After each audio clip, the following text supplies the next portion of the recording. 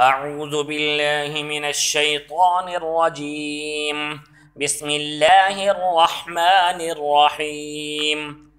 والنازعات غرقا والناشطات نشطا والسابحات سبحا فالسابقات سبقا فالمدبرات أمرا يوم ترجف الراجفة تتبعها الرادفة قلوب يومئذ واجفة أبصارها خاشعة يقولون أئنا لمردودون في الحافرة أئذا كنا عظاما نخرة قالوا تلك إذا كرة خاسرة فإنما هي زجرة واحدة فإذا هم بالساهرة هل أتاك حديث موسى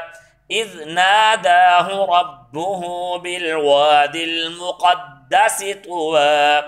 اذهب إلى فرعون إنه طغى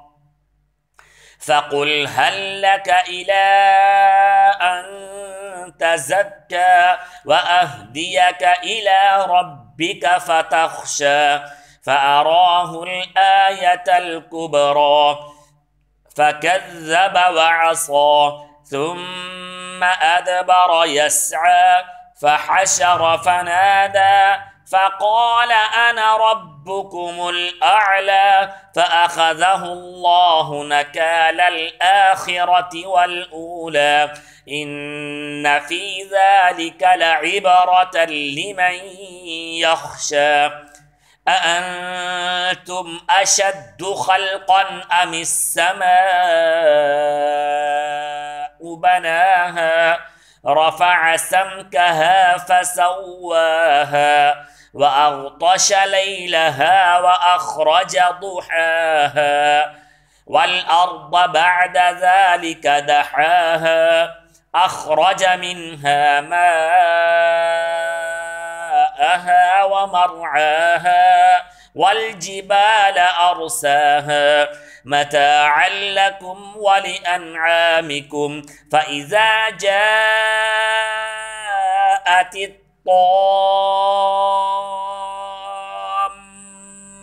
الكبرى يوم يتذكر الإنسان ما سعى وبرزت الجحيم لمن يرى فأما من طغى وآثر الحياة الدنيا فإن الجحيم هي المأوى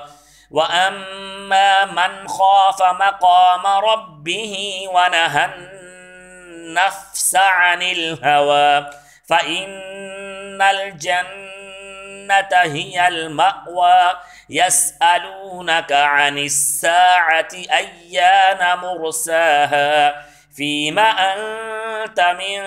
ذكراها إلى ربك منتهاها إنما أنت منذر من